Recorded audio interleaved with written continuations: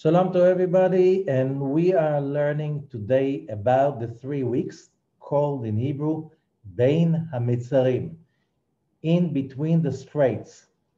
What are these 3 weeks about? So we have over here, it's called the Days of Judgment, starting on the 17th of Tammuz, which is the day of the sin of the golden calf. It's also the day when the Babylonians, some say also the Romans, broke through the walls of the city of Jerusalem in the siege, once in the destruction of the first temple, once in the second temple. Also, and the period completes at the 9th day of the month of Av, okay, the next month, which is a day of the sin of the Meraglim, the spies. That's a day of the destruction of the two temples. That's a day of the expulsion of the Jewish community, the end of the Jewish community in Spain, which was the biggest Jewish community in the world during the Middle Ages. Okay, and many other calamities happen on these 2 days. Now, these 3 weeks from the 17th of Tammuz till the 9th of Av, they are called the days of Bein HaMeitsarim, between the straits, the days of calamities and destruction, Churban. Okay, days of exile. Where is being taken? This is being taken from the book of Lamentation, chapter 1, verse 3, where it says, Kol rodfeha hisigua bein hametzarim.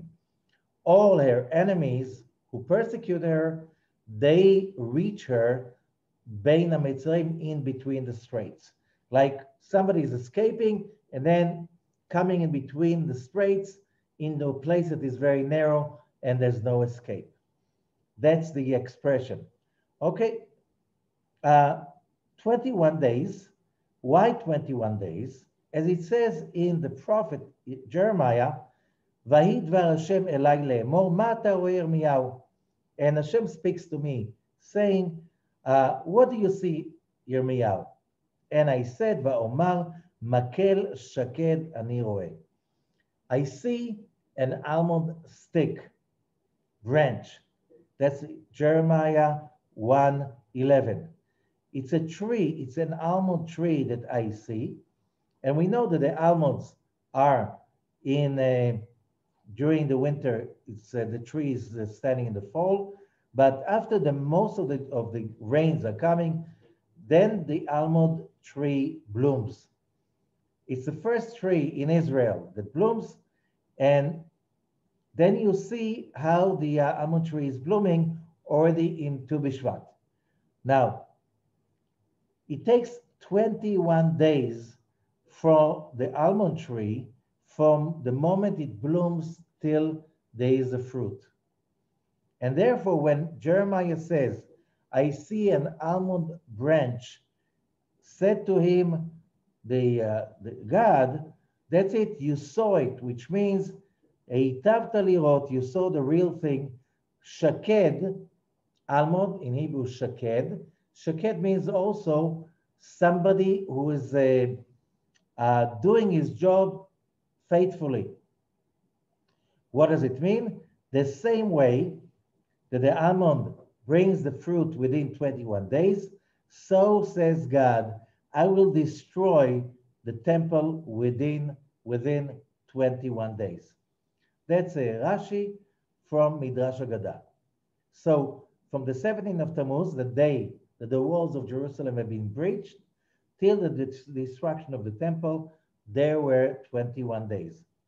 From then until today, when the enemies of the nation of Israel want to hurt this nation, this is the time to get them. Uchatzipor miyad yakush. In the book of Proverbs 6:5, it's like a bird that is being caught in the trap. Okay, And that's why the nation of Israel is like a bird, like a dove, or like that is stuck in between the straits. So these days are days of judgment, days that are tough, days that it's very hard to go through the days without going through all kinds of mistakes. However, whoever is close to the Creator, whoever is close to the work of the Creator, to the mitzvot, to the study, and is close to the Shekhinah, must be, it's like, if you have a loyalty to your job on earth, you need not just, so these 3 weeks are not about hiding. Oh, these are days of judgment. You have to hide, just hide in a cave till the days are over. No, we have a job because our job in this world is to turn, as the Zohar says, from the darkness into light and the bitterness into sweet. The judgments, sweetening the judgments. So what do we need to do in order to sweeten the judgments? So every year we sweeten more judgments during these 3 weeks till all the judgments are being sweetened, and then humanity can move on to the next level. Why? Because the redemption is hidden within the exile, especially in Hebrew. How do you write redemption? Geula, Gimel Aleph, Vav Lamed Hey. How do you write exile? You take the Aleph out of Geula and you get Gola. So what do you learn? That Aleph, which symbolize the master of the world, Alufo Shel Olam, or the light of the Creator. Okay, so where do you find the Creator? You find him in the Torah. So we need, during these days, to get all the tools in the Torah, how to sweeten the judgments, not just passively hide from the judgments. Now, why these days are like it's exactly the opposite? And the answer is, it's very simple. Like, first of all, when we learn about those months, because these 3 weeks, they are always between the 17th of Tammuz till the 9th of Av, which means they cover part of Tammuz, the month of Cancer, and part of Av, the month of Leo. And what's in common with these 2 months, they're very, very loaded with concentrated energy. We know that the month of Tammuz is the sign of Cancer, is ruled by the moon. And the month of Av, the sign of Leo, is ruled by the sun. Both the moon and the sun are both heavenly bodies. You can't avoid seeing them. The other stars is like, when was the last time you saw planet Jupiter, or you realize it's planet Jupiter, or Venus, or Mars? We usually don't know. Most people don't ever notice that. But you can't avoid noticing the sun or the moon. So when these two, and each one of them, every planet is influencing 2 planets, 2 signs. Let's say, let's start with Mars. Mars is ruling over Aries and over Scorpio. Okay, every planet is ruling 2 signs, except from the moon and the sun, that they're ruling like concentrated power over these 2 months, Tammuz and Av. And therefore, we learn from the Zohar that these 2 months are 2 months of judgment that we have to be really careful, because there's no protection so much during these 2 months, especially if there's so much power concentrated in these 2 months. We need to be over careful about our behavior. Now, if we look at the history, the 17th of Tammuz is a very special day. Why is it a very special day? Because this is the day of the sin of the golden calf. But think about it. What if there was no sin of the golden calf? So Moses is coming down with the 2 tablets on the 17th of Tammuz, and game over. There is redemption. Messianic age is starting for all of humanity, and the most important holiday in the world will be 17th of Tammuz, the day that we received the two tablets on the physical plane. And the first set of two tablets was very different than the second set, because the first set, Moses broke it because after the sin of the golden calf, there was no use for this first set, because the first set was intended to be given to a nation that did not sin, that corrected already the sin of Adam. So there's no judgment anymore, no negativity anymore. So the 17th of Tammuz was supposed to become the biggest holiday along the year.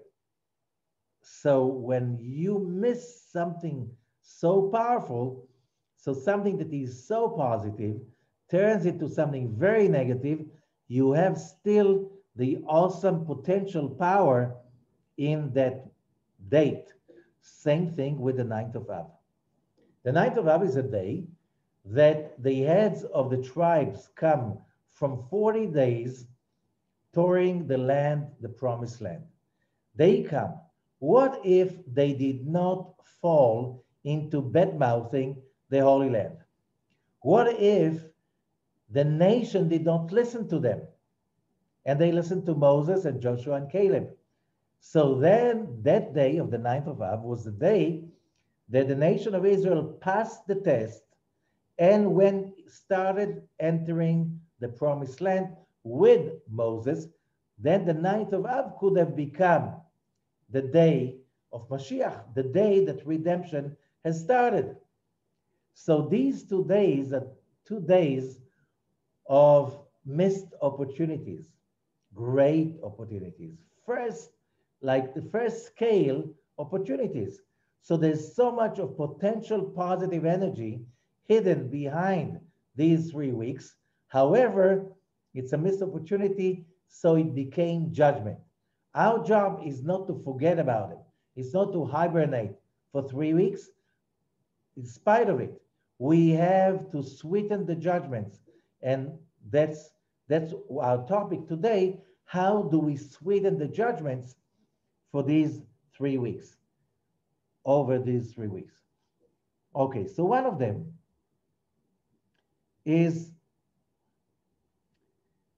that Rabbi Lurie is teaching us, and I'm going to read right now in the book, The Gate of Meditations of Rabbi Isaac Lurie of the Arizal.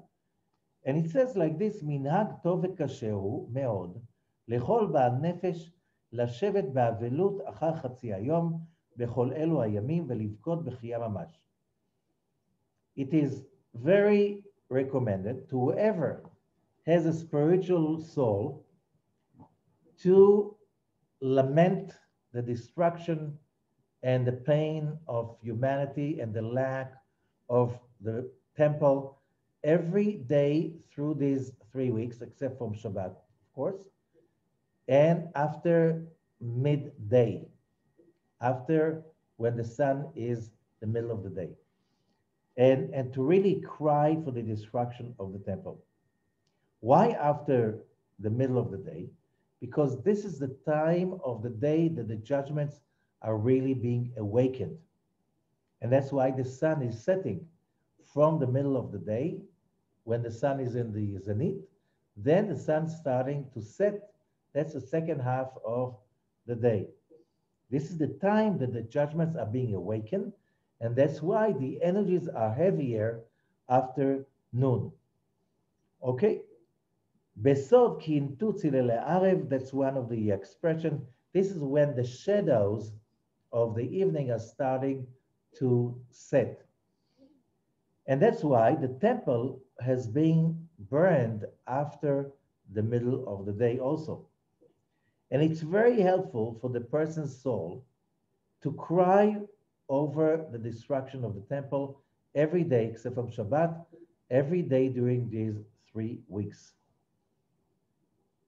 Okay, especially, we know during the whole year, the time to lament the destruction and the exile of the Shekhinah is after midnight. After midnight, there is what is called Tikkun Chatzot. We're using the prayer of Tikkun Chatzot with some additions every day, also after midday, after noon. Okay? And that's why it says, Simchu et Yerushalayim kol hamitablim alea. Rejoice, it's time to rejoice Jerusalem. Who will rejoice the redemption of Jerusalem? Whoever is lamenting its destruction. Also, so we have one thing, which is the lamentation for the destruction, and really feel the sorrow and the pain, because like what it says, if the nations of the world knew how much they will be losing when the temple is being destroyed, they will never let it being destroyed, because the temple had an effect over all nations of the world, because all sustenance and peace came to the world through the temple in Jerusalem. Okay, therefore, we know that the ancient kings and even the emperors of Rome, they would send daily offerings to be sacrificed for the name in the temple. So the temple was a gathering place for all nations, okay, in order to bring peace and whatever peace is about, fulfillment from the temple work. Now that we don't have the temple work, so we experience what is called the exile of the Shekhinah, the disconnection. If the temple was established, God willing, soon, we'll see such a difference in the scale, in the ability of us, our ability to connect to spirituality, and every human being around the world will be affected by that. Now, part of the customs of these 3 weeks, we should גם צריך להיזהר ולהימנע מלאכול בימים ההם שום פרי חדש. During these 3 days, we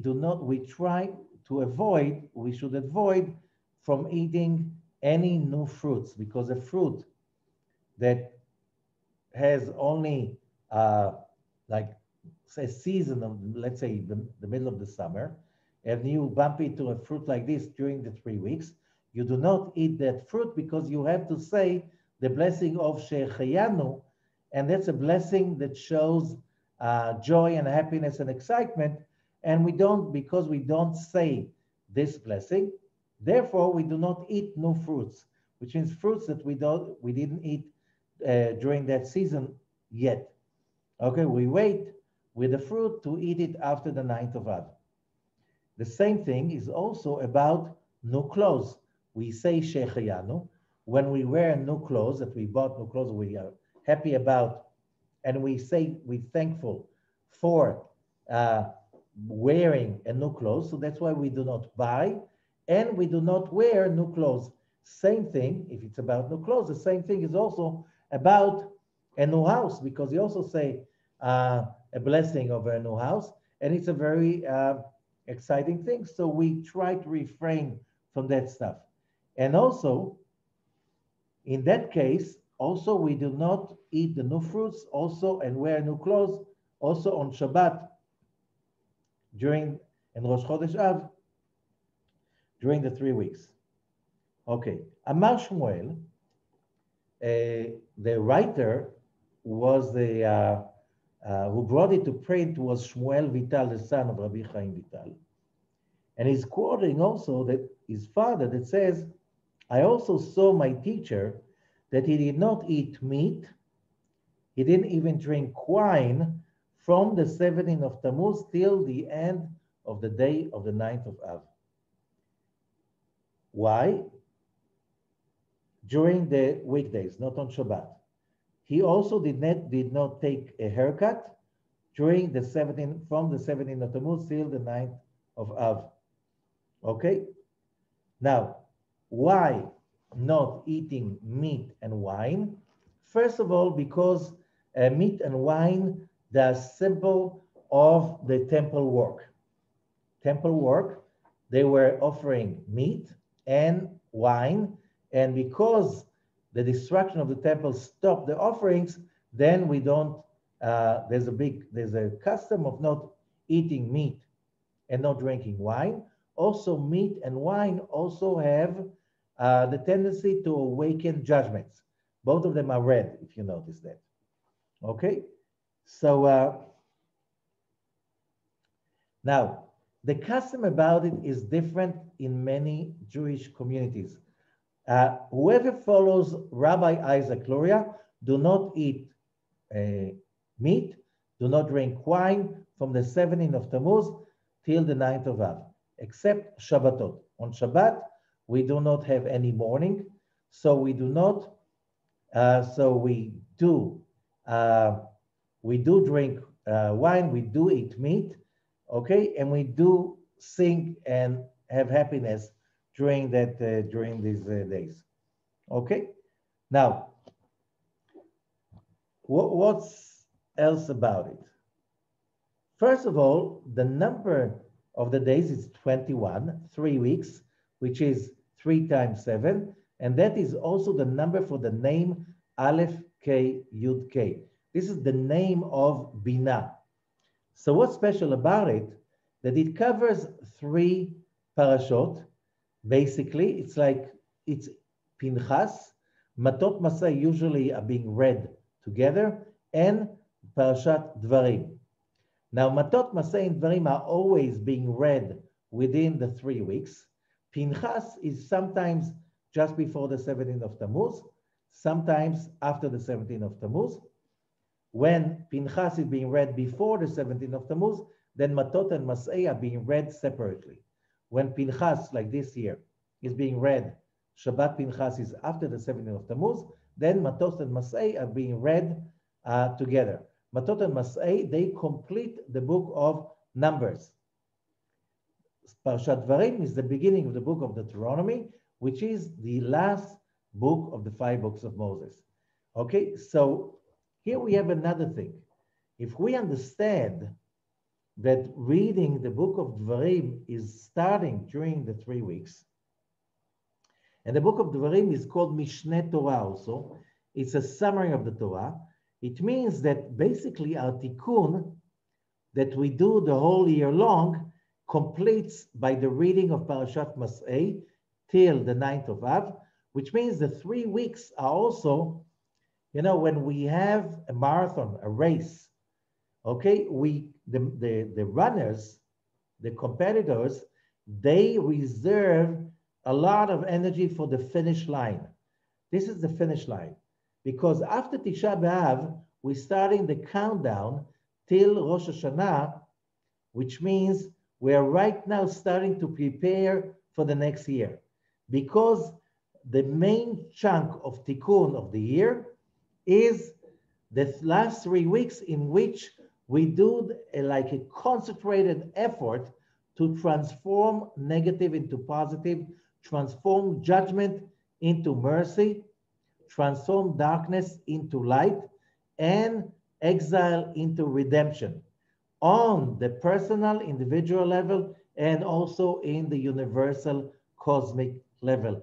These days are basically an opportunity to reveal, and we know that the name of Aleph K Yud K is very much connected to the redemption, like it used to be connected to the first redemption, the redemption from Egypt, when Moses is asking, when Moshe Rabbeinu is asking the Creator, who should I say sent me? So God, why? Moses doesn't know, but he wanted to know which name of God is active, from which name of God are we really working to create the redemption, to know the frequency of the lights we are connecting to. And that's when the Creator said, Eheyeh Asher Eheyeh, which is wrongly translated, I am what I am. Tell them Eheyeh send you. The name Eheyeh is the name of Binah, because that's like a rebirth, because Binah is also being called the Supreme Mother. And therefore, when somebody learns about the meditations connected to the redemption of Passover, the first redemption from Egypt, It's a lot about the conjugations and the permutations of the name Eheye, Aleph K Yud K that you see in front of you, okay, which is the number 21. Another thing that is also being raised by a lot of Kabbalists, if we count the holidays along the year, so we have 2 days of Rosh Hashanah, that's 2. Yom Kippur, that's another one, that's 3. Okay, we have then 8 days of Sukkot and Simchat Torah, so that's bring it to 11. Now we have 7 days of Passover, so that's 18. Another day for Shavuot, that's 19. 1 day for Purim, and 1 day for Hanukkah, because although Hanukkah is 8 days, but it's not a complete holiday. The real holiday is just the lighting of the Chanukiah. So it counts only as 1 day, not 8. We get 21. So the potential power of the 21 days of judgment is equal to all other days of holidays along the year. And therefore the prophets were saying that those days in the Messianic age will turn into holidays like the rest of the holidays. Okay, now, so what do we do during these days? As we said, we need to turn the judgment into mercy. We have to turn the negativity into positivity. So first of all, as we said before, we have to be careful. Never going willingly, knowingly into situations that we are not so sure that we can overcome any kind of stress that is going to make us fall. Therefore, no weddings. Everybody knows a wedding is a very happy occasion. However, very, very stressful because there's so many errands, so many things to organize. You can really easily fall, getting stressed out and make mistakes and fall into anger, anxiety, and stuff like this. Same thing is about signing big time contracts. Why? It's all whatever is involved with a lot of organization and thinking, evaluation, which means to create a major transformation like moving to a new house, changing a job. This is not the time, these 3 weeks. It's not the time to do that because you don't want to load more judgments on what you already have. So it's better to do it before the 17th of Tammuz or after the 9th of Av. Okay? Just to be careful. It's like, it doesn't mean that these days are supposed to be negative. They're supposed to be full of calamities. You have to say, okay, when is the calamity coming? No, if we behave ourselves, we do not need to experience more disaster during these 3 weeks. Although, as we said, these 3 weeks have a lot of danger. Okay, now, another thing,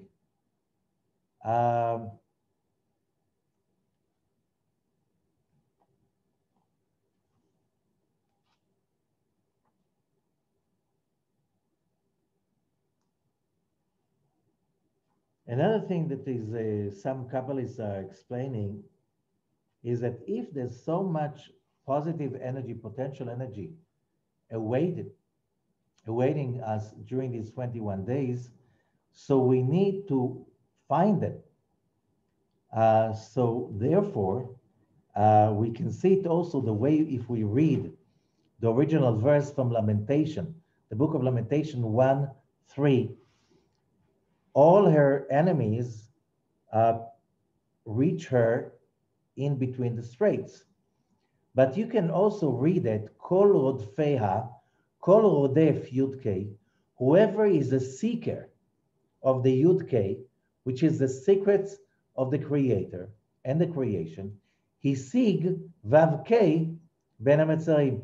He will have if you just read it with a little bit differently, same words, he will be able to reach Vav-K, which means the manifestation of the heavenly wisdom during those days of Bein HaMeitsarim, which means these are not, again, days of doing nothing and just being sitting in the darkness. These are days that if you really do the job properly, you can achieve higher levels of correction, spiritual levels, awareness during these 3 weeks, more than other times along the year. Okay, now what do you do about it? So Rabbi Arizal starts to teach us over here that there are special meditations that are special just for these 3 weeks. Okay, and this the time to meditate about the meditations. It's during the prayer of Amidah, although you can meditate on them also if you're not praying, just meditating. Now, how do you do that? So here are the rules. We know that in the prayers of Amidah, we have the first 3 blessings. Okay, and the meditation is that on the first blessing, Baruch Ata Hashem, Magen Avraham, this is the first blessing in the silent prayer.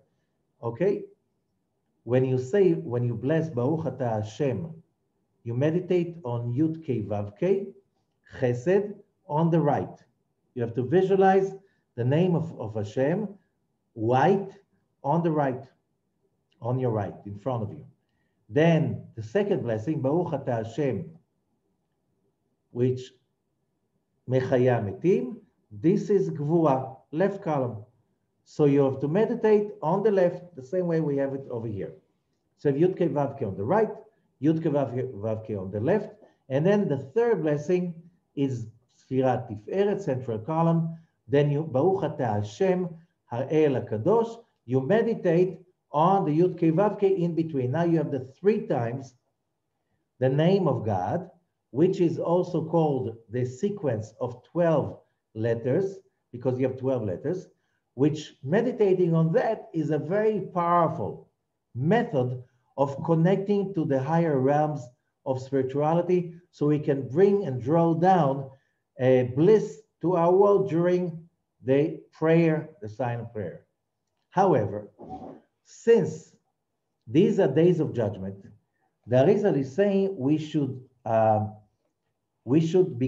don't want the judgments to hold on to that powerful illumination, and we are going to hide the illumination by making it shine through a cover. What is the cover? It's a code. It's a code name. Here it is. If we take the name of God, Youdkevitch, the Tetragrammaton, and you go 1 letter back in the alphabet, the sequence of the alphabet. So the letter before Yud is the letter Tet. The letter before Hey is the letter Daled. The letter before Vav is the letter Hey, and before Hey, the letter Daled. So you get a name, Tet Daled, Hey Daled, and Rabbi Arizal is saying, Techaven sheta'ir havaya zo el temurata. When you say in the blessing, you should meditate that the light of the Youdkevitch will shine through the Tet Daled Hey Daled. And by this, you generate a protection over that funnel of light of Chesed, right column, and Chesed. Okay? Now, when you say the second blessing, GEVURA, Baruch Ata Hashem Mechaya Metim, when you come to that, you create another sequence, which is not 1 letter before, but 1 letter after. So 1 letter after Yud is Kaf, 1 letter after Hey is Vav, 1 after Vav is Zayin, 1 after Hey is Vav. You get the name Kaf Vav Zayin Vav, Kaf Vav Zayin Vav. So on the left, you meditate that the light of the Youdkevitch shines through Kaf Vav Zayin Vav. After we did these two meditations to hide and cover the light of the Tetragrammaton, then in the middle, Baruch Ata Hashem Hakel HaKadosh, we do not do before and after, we do Atbash. What is Atbash? Atbash is when you encode the Hebrew letter by the opposite number, which means the Hebrew letter Yud, okay, of the Tetragrammaton, is number 10 of the alphabet. So you replace it with number 10 from the end, and that is the letter Mem. The letter Hey is number 5 from the beginning, so you replace it with the 5th letter from the end, which is the Tzadik. The letter Vav is number 6 from the beginning, so you replace it with number 6 from the end of the Hebrew alphabet, and that's the letter Pei. And again, Hey is 5, 5th from the end, this is Tzadik. So we have right now 3 sequences that we allow the light, or we draw the light of the Tetragrammaton to ourselves by replacing them to different codes. Tet Daled Hey Daled on the right, Kaf Vav Zayin Vav on the left, and Mem Tzadik Pei Tzadik in the middle. Soon you'll see how all of it is coming together.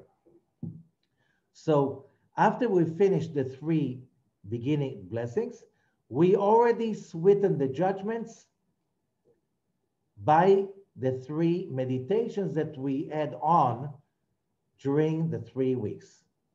Okay? But it's not over just by this. When we come to the last 3 blessings, the last 3 blessings of the silent prayer, of Tfilat Shmoneh Esrei, the first word is Retzeh. So the Arizal is saying, when you come to the word Retzeh, Techaven ki milat Retzeh, you should meditate that the word Retzeh is, first of all, it's the same letters as Tzara and Meitsarim, which is the shoresh of the word Meitsarim. So the Tzara means trouble, and Meitsarim means straits, or going to trouble, or going to a place that is bringing discomfort and again stress. Okay, straits, stress, straits. Okay, so you meditate to transform the trouble Tzara into Retzeh, which is meaning et ratzon, a time of appeasement and goodwill. How do we do that transformation? So we continue to use the original meditation, and we see how they play a role over here. Okay, so if we look at the word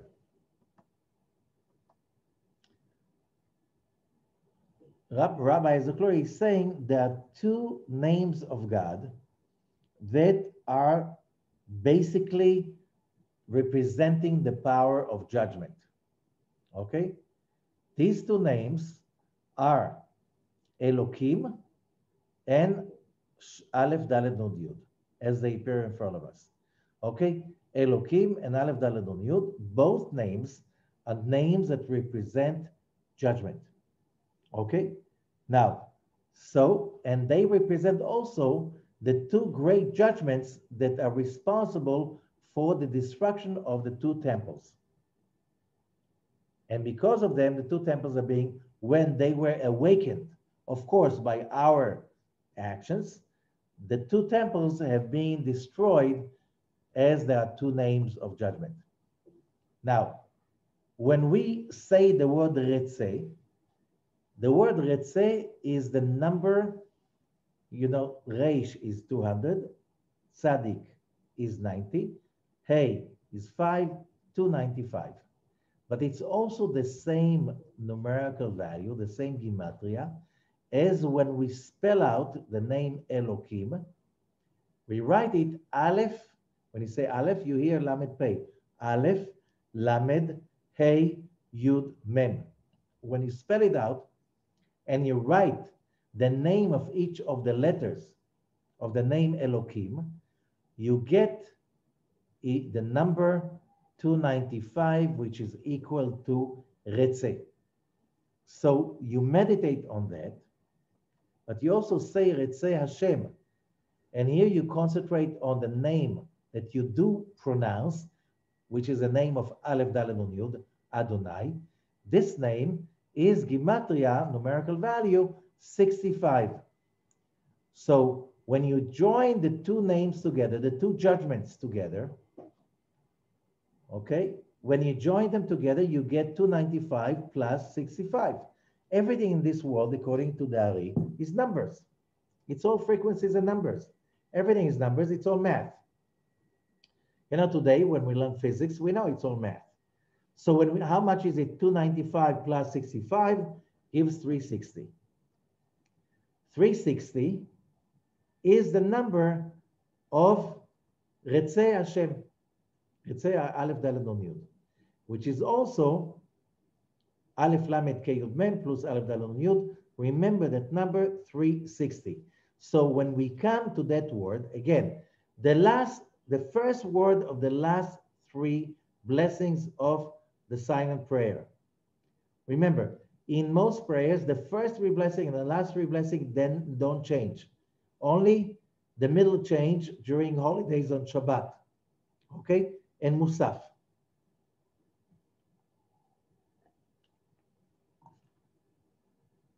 So the first word of the last three blessings is Retzeh, and over there when we meditate on the two names Elokim and the name Aleph Dalet Nun Yud, we meditate to transform the trouble, the negativity, the judgment into appeasement, as we said before, into appeasement and goodwill, which is Retzeh. So, and we want to do it for all of humanity, for all ourselves, just because by meditating on these sequences, says Rabbi Arizal, we have the ability to sweeten the judgments. However, remember the three meditations in the beginning. When we take the meditations we just spoke about, which is 360, okay? 360 is also being called the judgments. It's also Shin. The letter Shin, when you spell it out, Shin Yud Nun, Shin is 300, Yud is 10, Nun is 50, 360. Okay? The 360 is the judgments of the name of Elokim.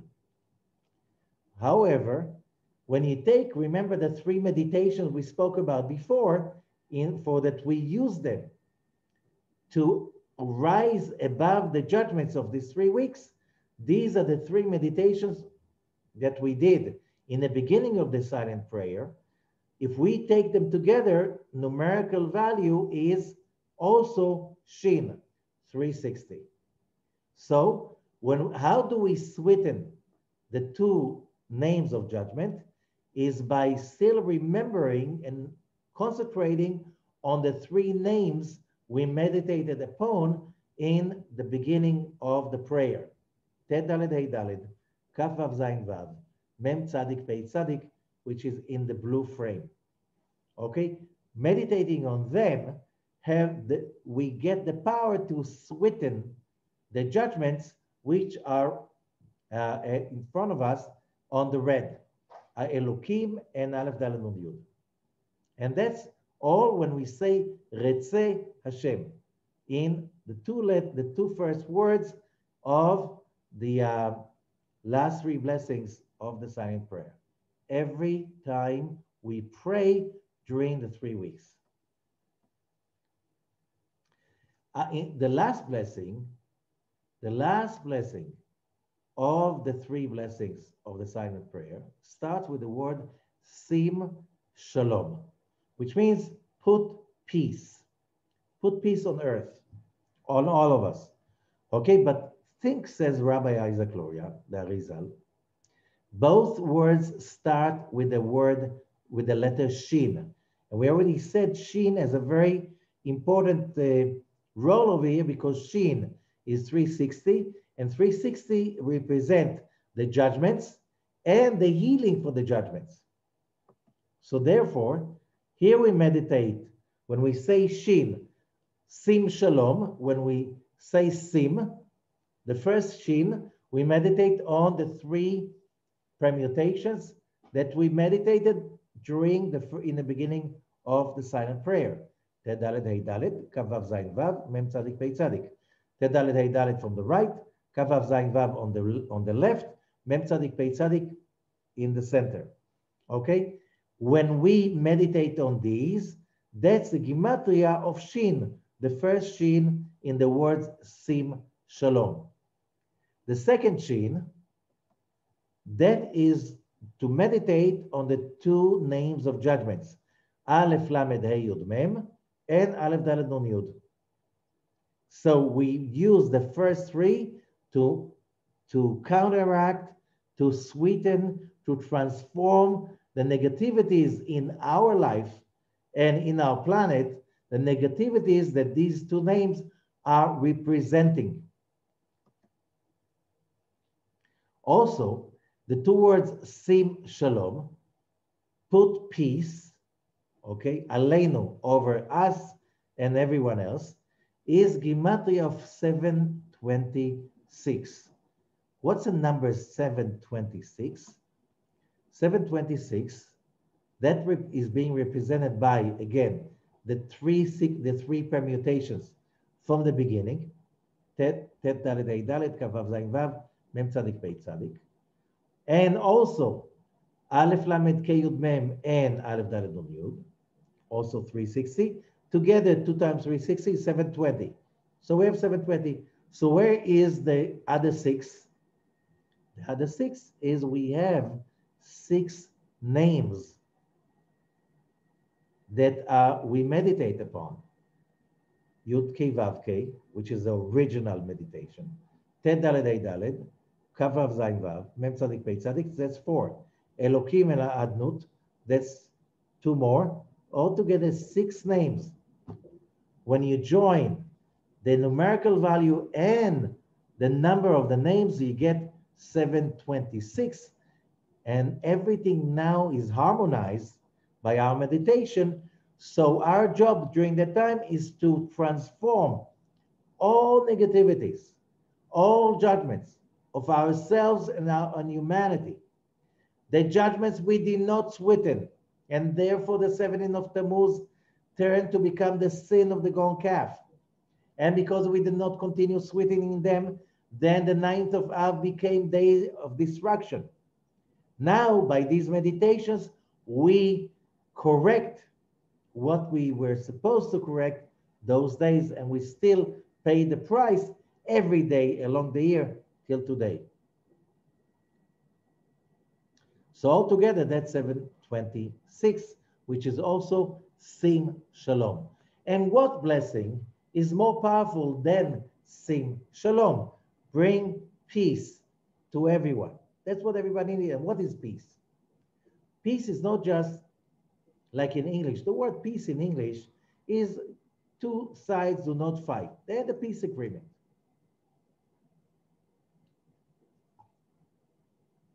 And lefayes in Hebrew means that people don't fight anymore. Shalom is a much higher level. Shalom comes from the word shalem,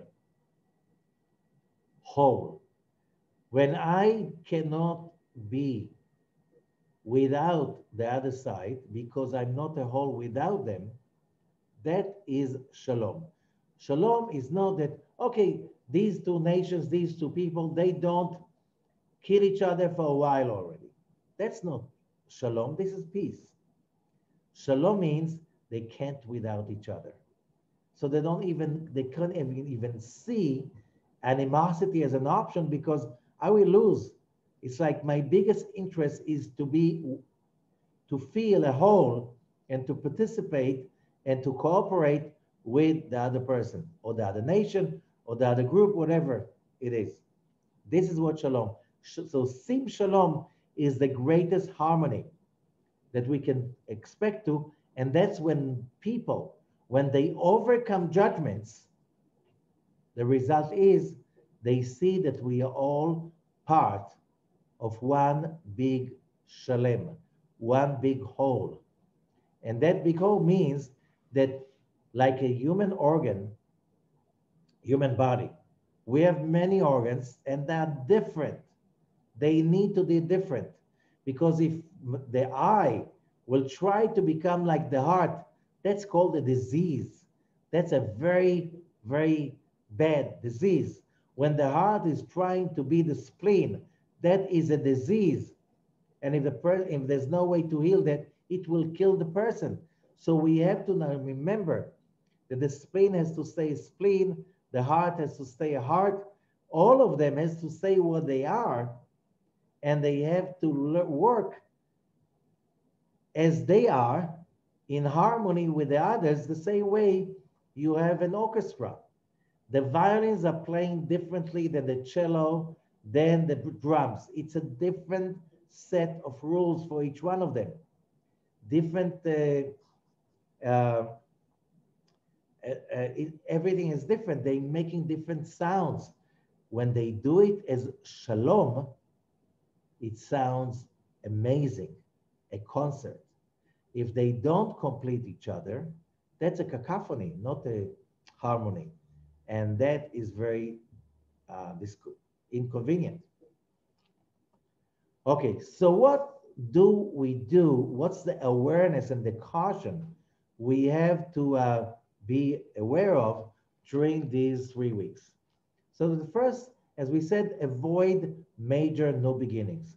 No weddings, no buying new houses, no buying new business, no signing important contracts about starting a big new venture in life. It's not the time. Why? A, there's so much judgment, and we are all being affected by this judgment, and we can be affected with those judgments to see reality in a way that is not going to be helpful for us and fruitful for us. And also the stress that arouses during new beginnings, we don't know if we can go through it without hurting ourselves. So that's the first thing. The second is avoid important decisions on the personal, business, like whatever. You didn't sign anything, but you made a big decision. No, if you have a big decision, especially when we know that there are no rational decisions, all our decisions are affected heavily by our emotions. And if my emotions are very much ruled by judgments during these 3 weeks, even if I'm not aware of it, basically I supposed to wait till the time is changed, and then maybe my way of seeing stuff will change, and then I won't jump into conclusions. Better to wait with big important decisions till after the 3 weeks. Avoiding dramas, whatever drama, it's like, you realize that somebody insulted you or somebody attacks you. These are the 3 weeks. Don't try to be right. Be the light. It's right for every day, but it's along the year, especially during these 3 weeks, you don't want to go into it. It's better to keep silent, to smile, to say, we'll talk about it, not right now, later on, we have some time. Just avoid as much as you can dealings with dramas. Avoiding, as we said, meat and wine, because they connect to the offerings of the temple that stopped during these 3 weeks. And also, they are both awakening of judgments. We know what happens. People eat, when you want your dog to be violent, you give it red meat. Okay? So stay away from red meat because you don't want to be violent. Okay? And wine, wine is kind of when we drink wine, we kind of lose control, and that can end not very convenient. So stay away from that. Another thing, and what about the actions, is all kind of actions that can sweeten the judgments, which means charity, which means saying the tikkunim, tikkun chatzot of midnight and midday, which is, it's in the books, okay? Doing whatever you can to create more positivity and more holiness, because that is the time that it has the biggest effect with a greater influence for the rest of the year, especially because the tikkun is finalized by the 9th of Av. And after that is a countdown to Rosh Hashanah, the New Year is coming. Unconditional love. What destroyed the temple was hatred for no reason. Unconditional love is the greatest tool we have to use every day, especially during these 3 weeks, in order to sweeten the judgment for ourselves personally and for our environment and surroundings. And unconditional happiness. Unconditional happiness, it means it's not the time to fall, yes, 3 weeks, so I'm just, some people going to, okay, those days you have to go with a sour face and you have to lament the destruction of the temple. So you have to be sour and bitter the whole 3 weeks. No way. Rabbi Lurie says, this is this criminal offense. Only when you do the lamentation, when you do the prayers of lamentation, you can feel sorry. But the only way to really create or transform negativity is by being unconditionally happy. However, that needs to be from actions, not from songs. You can sing yourself songs, but using really songs with music is by most Jewish congregations prohibited for these 3 weeks, which means do not use music. There is instead special songs you can find on YouTube, 3 weeks music, which is a cappella, without violins, without, just to remind us and to remind us that we are in a time that is very special and we can't just be happy. We have to create the happiness from love and from really sweetening of the judgments. So I think we summarize more or less the basic ground of the meditations of the 3 weeks and the consciousness, unless anybody has any questions.